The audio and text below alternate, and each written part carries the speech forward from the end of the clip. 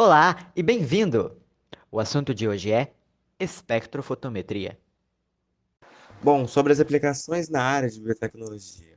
A técnica de espectrofotometria é muito usada em laboratórios de controle de qualidade, pesquisa e de análise clínica e toxicológica.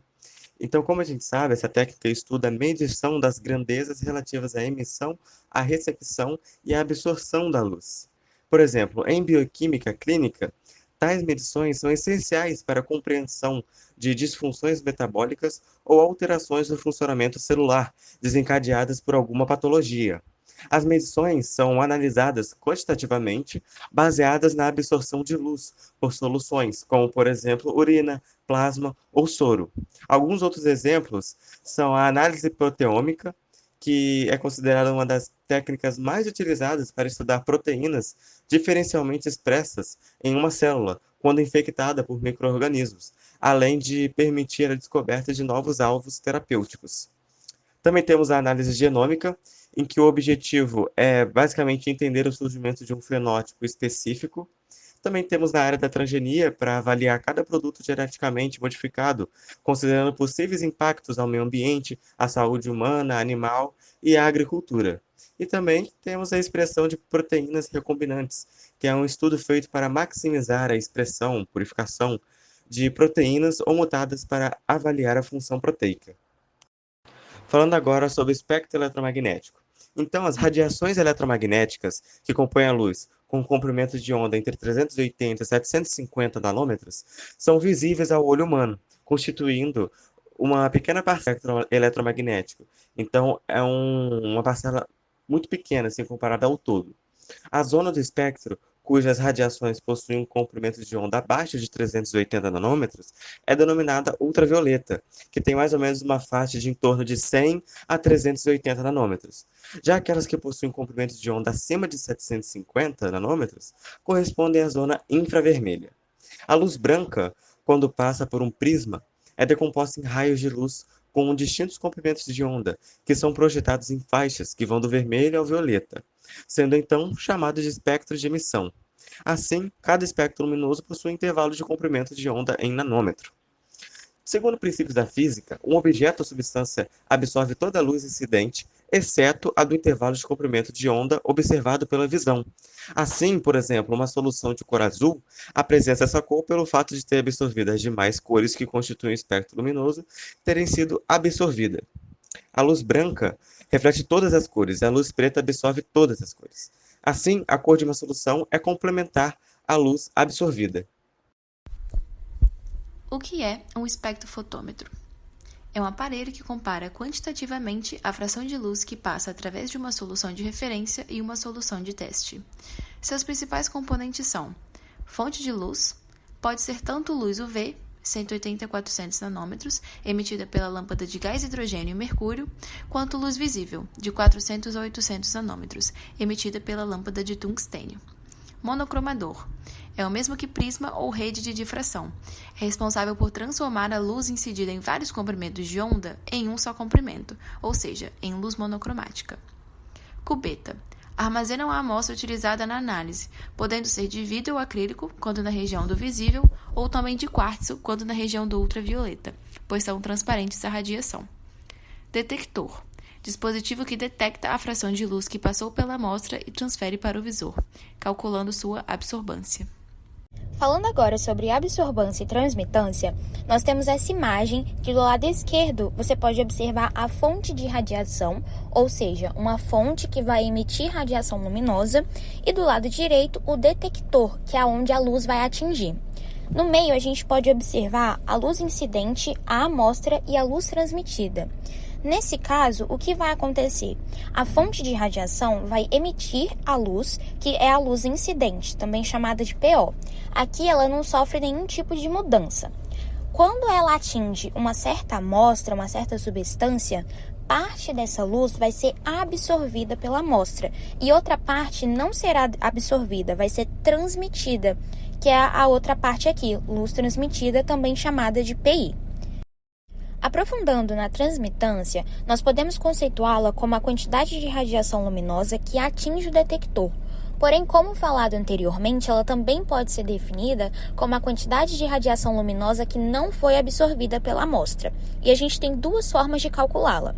A primeira é transmitância igual a PI sobre PO, ou seja, PI, que é a incidência após a atenuação, e PO, que é a potência inicial transmitida, aquela quantidade de radiação luminosa transmitida pela fonte de radiação sem sofrer mudanças. A gente também pode fazer uma relação entre a espessura e a transmitância, ou seja, quanto maior a espessura ou concentração daquela amostra, menor vai ser a transmitância. Além disso, um detalhe importante a ser citado é que a transmitância não possui unidade de medida. Agora, falando sobre a absorbância, a gente pode defini-la como a quantidade de radiação luminosa absorvida por uma amostra. E a gente também tem duas formas de calculá-la. A primeira é absorvância igual a menos log de transmitância na base 10. Porém, refazendo essa fórmula, a gente obtém a segunda, que é transmitância igual a 10 elevado a menos A. E os valores que você obter aqui vão variar de 0 a 2. Quando você tem 0, é porque é 100% de transmitância.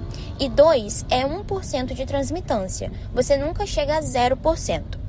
E assim como a transmitância, a absorbância não possui unidade de medida. Por último, é importante falar que cada substância, cada amostra, absorve um comprimento de onda diferente. E isso varia por diversos fatores.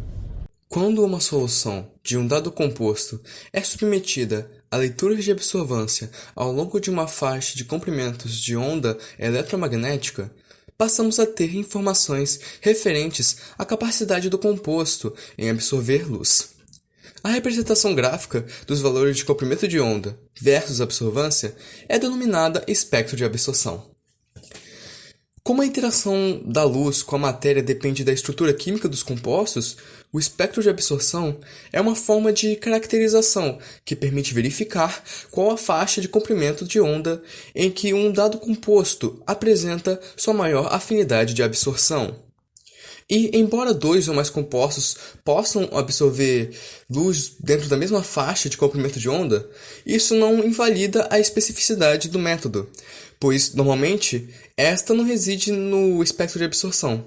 Contudo, a sensibilidade do método depende da escolha do melhor comprimento de onda eletromagnética para leituras espectrofotométricas, pois só assim poderemos detectar o composto em baixas concentrações.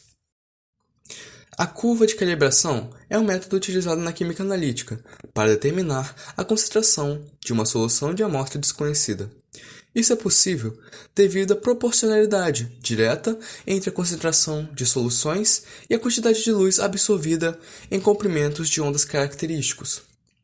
A curva de calibração, por sua vez, corresponde à relação gráfica entre valores de absorvância e os de concentração de uma determinada substância. Através do gráfico, é possível determinar a linearidade da reação e calcular um fator de conversão de valores de absorvância em concentração. Por fim, a curva de calibração é utilizada para avaliar os resultados de amostras e sua estabilidade, que está sujeita a erros aleatórios, oriundos de diferentes formas de uso do instrumento e das repetitivas análises no decorrer do tempo. Beer, em 1852, observou a relação entre a transmissão e a concentração do meio por onde passa a luz, e concluiu que uma solução absorve a luz proporcionalmente à concentração molecular do soluto que nela encontra. Isso é expresso pela lei I é igual a I0 vezes 10 elevado a menos Kc, na qual I é igual à intensidade da luz transmitida, I0 é a intensidade da luz incidente, K é o coeficiente de absorção e C é a concentração do meio absorvente. Lambert, em 1880, estabeleceu uma relação entre a transmissão de luz e a espessura do meio absorvente, que dizia que quando um feixe de luz monocromático atravessava um meio homogêneo, cada camada desse meio absorvia igualmente a fração de luz, independentemente da intensidade dela. A partir disso, temos a lei I é igual a I0 vezes 10 elevado a menos x vezes 1, na qual I é igual à intensidade de luz transmitida, I0 é a intensidade da luz incidente, x é o coeficiente de absorção e 1 é a espessura do meio absorvente. Juntando essas duas relações, da quantidade de luz absorvida com a concentração de soluto e espessura da solução, obtemos a seguinte equação: T é igual a E elevado a menos A vezes 1 vezes C, na qual T é igual à transmitância, E é igual ao logaritmo natural de Euler, A é uma constante, 1 é a espessura da solução e C é a concentração da solução. Algumas das importantes fórmulas utilizadas no contexto da absorvância e transmitância já foram comentadas, porém é possível um maior aprofundamento de como utilizá-las. Como exemplo de aplicação da lei de Lambert-Beer, temos as absorvâncias de soluções contendo cromato de potássio e hidróxido de potássio 0,05 mol por litro foram medidas em uma célula de 1 cm a 375 nanômetros. Podemos observar os resultados nessa tabela abaixo. A questão seria, qual é a absortividade do cromato no comprimento de onda do experimento? Então, o que fazer nesse contexto? Substituímos a absorvância pelas quantidades da segunda coluna, ABS, o caminho óptico pelo 1 cm citado no enunciado e a concentração do analito pelas diferentes concentrações da primeira coluna. Assim teríamos a absortividade molar. Espero que tenha ficado mais clara a utilização dessa lei. Outro tópico passível de dúvida é, qual é o cálculo para converter porcentagem de transmitância em absorvância? Nesses casos, usamos as equações. Absorvância é igual a 2 menos log porcentagem de T, ou T é igual a antilog de 2 menos absorvância. Por exemplo, para converter 56% de T em absorvância, a gente calcula 2 menos log de 56, que é igual a 0,252 unidades de absorvância. Agora, para converter uma absorvância de 0,505 em porcentagem T, calculamos antilog de 2 menos 0,505, que equivale a 31,3% de T. Vamos falar então das planilhas eletrônicas, geralmente feitas em Excel, LibreOffice Calc ou em outros aplicativos. As planilhas eletrônicas elas são tabelas compostas por colunas e linhas, com a função principalmente de realizar cálculos e organizar dados. No caso da espectrofotometria, as planilhas consistem em gráficos, tabelas, cálculos e uma série de outros dados obtidos. Constituídos principalmente por resultados obtidos em experimentos no laboratório, as planilhas elas visam a obtenção de dados que não podem ser observados a olho nu e que muitas vezes servem para confirmar resultados já obtidos no laboratório anteriormente. Existem vários tipos de gráficos e planilhas, porém abordaremos nesse vídeo dois principais e os principais que a gente tem usado em aulas, que são a curva de calibração e o espectro de absorção. Começando então com a planilha da curva de absorção. Curva de absorção é a capacidade de absorção da luz de uma determinada substância ao longo de uma série de leituras de absorvâncias dentro de uma faixa de comprimento de onda eletromagnética. Ela é realizada através de uma série de leituras no espectrofotômetro e ela possui aplicação, pois a curva de absorção é utilizada para medir o comprimento de onda ideal de uma técnica, sendo uma forma de caracterização que permite verificar qual a faixa de comprimento de onda em que um dado composto apresenta sua maior afinidade de absorção. Ao lado, pode-se observar um exemplo produzido por nós. O gráfico ao lado foi feito usando como base dados disponíveis na internet obtidos por outros pesquisadores. Foi, portanto, realizada uma curva de absorção da glicose, utilizando uma faixa de leitura entre os 400 e 600 nanômetros de comprimento de onda eletromagnética, que não foram colocados nos slides para não haver poluição visual, obtivendo assim o valor de 505 nanômetros como um valor ideal para medir a concentração da glicose. Falando agora da curva de calibração. A curva de calibração, ou também chamada curva analítica, serve para avaliar a confiabilidade dos resultados das medições efetuadas com o instrumento de medição. A curva analítica corresponde à relação gráfica entre os valores de absorvância e os de concentração, e seus resultados muitas vezes são obtidos por comparações com padrões. A curva de calibração é um método utilizado na química analítica para determinar a concentração de uma solução de amostra desconhecida. Como base na análise gráfica feita, é possível verificar a linearidade da reação e calcular um valor de conversão de valores com absorvância em concentração, sendo possível, assim, verificar se a medida obtida por um equipamento é compatível com o esperado e se ele está adequado para a atividade que se destina. No gráfico ao lado, produzido por nós também, constitui uma curva de calibração da glicose, utilizando as concentrações conhecidas de 100 mg, 70 mg e 52 mg. Cada concentração foi lida em um comprimento de onda de 505 nanômetros.